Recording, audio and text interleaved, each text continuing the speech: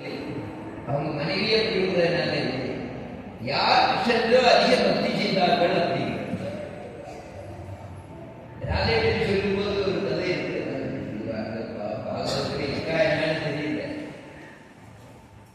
ஒருத்தர் சொல்றாங்க, கிருஷ்ணன் சொல்றார், அந்த மகாகாலன தஸ்கரஸ்ய தஸ்கரன் கடன் இருக்கிறார். நான் சொல்றேன்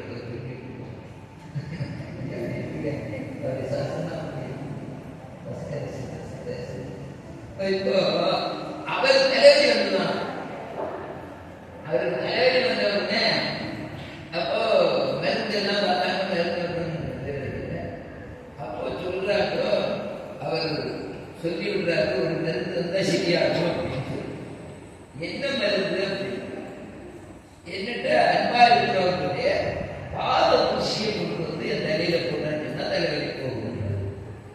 ஒவ்வொருத்தையாக கேட்கிறாங்க, என்ன கேட்கிறாங்க, பாத ஊசி கொண்டு நான் விஷயத்துக்கு தலையில போடணும் அப்படின்னு. யோகா எல்லாரும் பாத ஊசி போட்டா என்னுடைய பாத ஊசி தலையில போட்டா என்ன என்ன என்ன கிடைக்கும்? பாவம் கிடைக்கும். நரகத்துக்கு தான் போவேன். என்னால நான் வர மாட்டேன். ஏன் பாத ஊசிக்காக தலையில போடுறோம்? ஒரு பாத ஊசியை நான் போட்டுருந்தா அது நல்லது அப்படின்னு சொல்லி எல்லாரும் பண்ணுவாங்க. ராதை மட்டும் என்ன பண்ணுவாங்கன்னா, தலைவலி மாறும், நான் நரகத்துக்கு போறேன் எடுத்துட்டு போவோம். இது அவருடைய பக்தியினுடைய சிறப்பு. அதனால ராதாகிருஷ்ணனுக்கு கோவில் இருக்கிறது காதலிக்கிறதுக்காக மனைவிக்கிறதுக்காக இல்லை.